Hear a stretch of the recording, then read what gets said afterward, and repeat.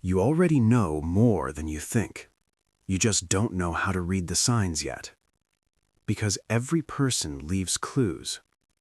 And Nietzsche's 12 dark truths will teach you how to find them and what they really mean. This is the skill no one teaches you, but once you see it, you can't unsee it. This video isn't a quick list or surface-level advice. It's a complete breakdown, a journey into the hidden layers of the human mind. If you stay with me through all 12 truths, you won't just understand others, you'll understand yourself in ways you never expected.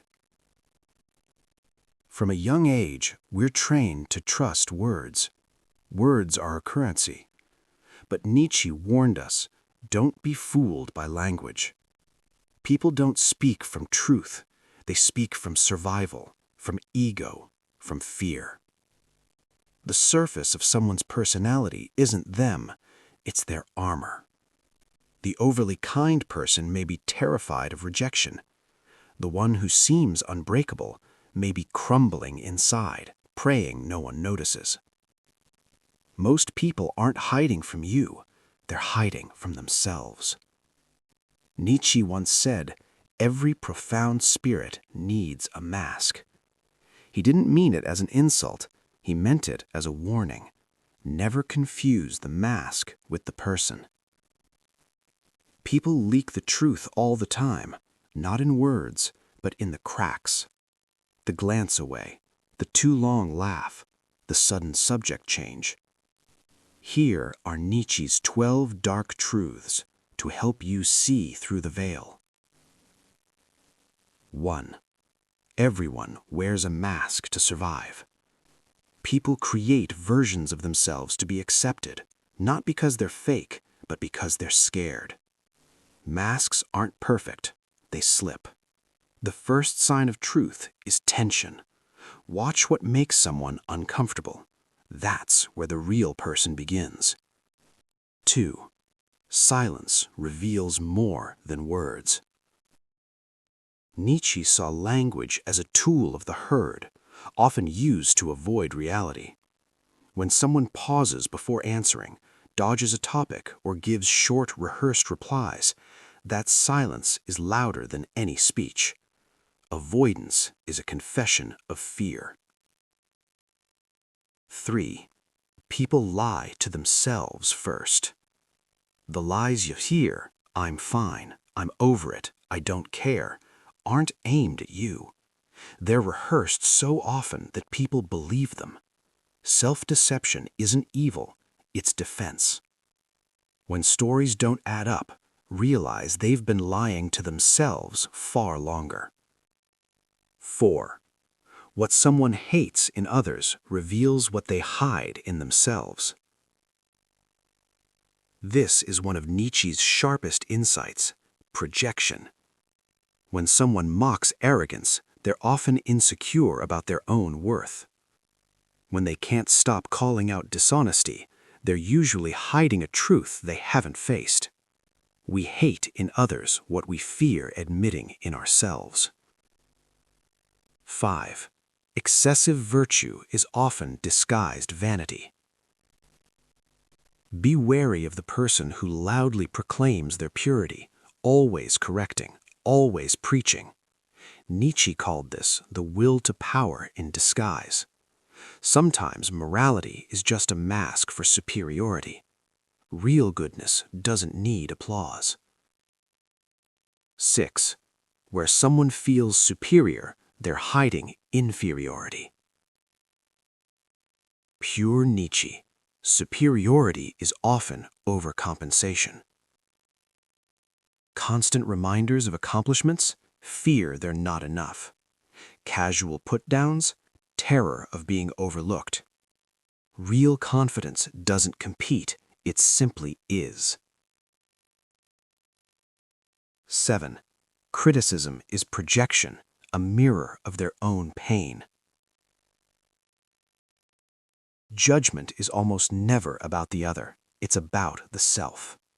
The man who mocks emotional people, terrified of his own feelings. Trace the criticism back, and you'll find exactly where their wound hides. 8. Most actions are driven by unconscious fear. Why over-explain? Why dominate conversations? Why say yes when they mean no? Fear of abandonment, rejection, humiliation, failure. Nietzsche knew humans rarely act from pure desire. Ask, what are they afraid of losing? That's where the truth lives. 9. False confidence conceals guilt. The overly sure, always composed person?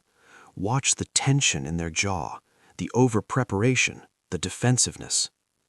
Guilt hides behind false confidence. They perform certainty because they fear being seen. 10. Exaggeration betrays insecurity. I don't care what anyone thinks. They care deeply. I'm always happy. They're not. Exaggeration is the ego drowning out doubt. When statements sound too absolute, read the insecurity underneath. 11. The desire for control masks inner chaos. Micromanaging, obsession with routines, dominating others, it's not strength. It's fear that if they let go, everything falls apart. The stricter the outer shell, the more fragile the inner self. 12. Patterns are a confession. They reveal childhood wounds. People don't act from beliefs. They repeat roles, fears, dynamics they never escaped. The one never heard becomes the adult who never listens. The one punished for emotions becomes cold and detached. Behavior is biography. Behind every adult is a child still waiting to feel safe. You're starting to feel it now, the shift. You walk into a room and patterns speak louder than words. You see someone interrupting and know they're terrified of being forgotten. You see boasting and sense the invisible wound. You're not reading minds, you're reading the mask. And Nietzsche gave you the flashlight. This isn't about judgment or control, it's about understanding. Offering grace when you see the child behind the critic, the fear behind the bully, the guilt behind the arrogance. The more clearly you see others, the less you hate them, and the more you see yourself. These truths aren't just about other people, they're about you, your patterns, your fears, your hidden scripts.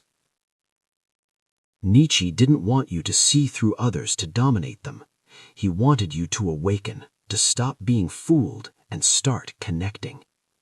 If any of these truths hit you, if you recognized a pattern in someone or in yourself, drop a comment below. Which one opened your eyes the most? Let's build something honest together in a world full of masks. And if this helped you see differently, subscribe to MindWeft. We're just getting started on unveiling what's hidden. Take care of yourself. And remember, the truth may be dark, but seeing it makes you stronger.